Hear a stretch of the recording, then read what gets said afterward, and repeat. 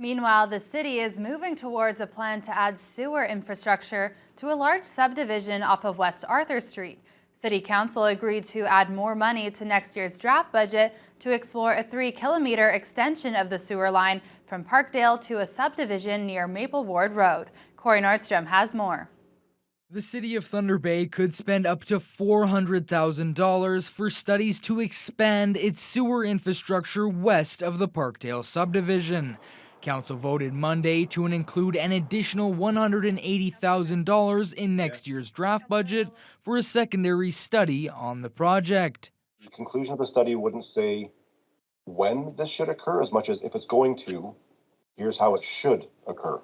Nadine Contracting has already offered the city $3 million to extend sewer lines to a parcel of their land near Maple Ward Road. The job would require upgrading of the lines as well to account for hundreds of new residences, and although the majority of the work would be covered by the private sector, over $1 million would still be needed from the city. 750 millimeter diameter sewer is needed to service the lands as a whole, so more than, or rather double the size of a sewer. So the city's current practice for oversizing is that we pick up the difference in that cost. But some city councillors were hesitant on the project that would go against their goals of urban infill and also add to the spread of city services without guaranteeing the area is developed further aside from Nadine's property. Are we going to build another mouth to feed?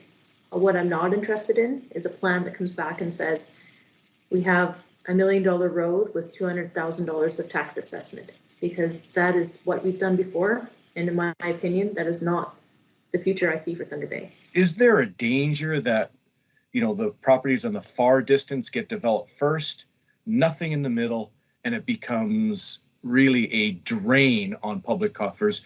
There's definitely a risk that the lands won't get developed. Let's be quite honest about it, but there's also an opportunity that the lands will be.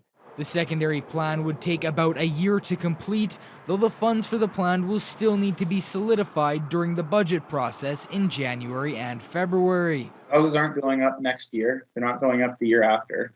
I want to make that very clear to everybody, and I think it's really important to highlight that. Corey Nordstrom, TBT News.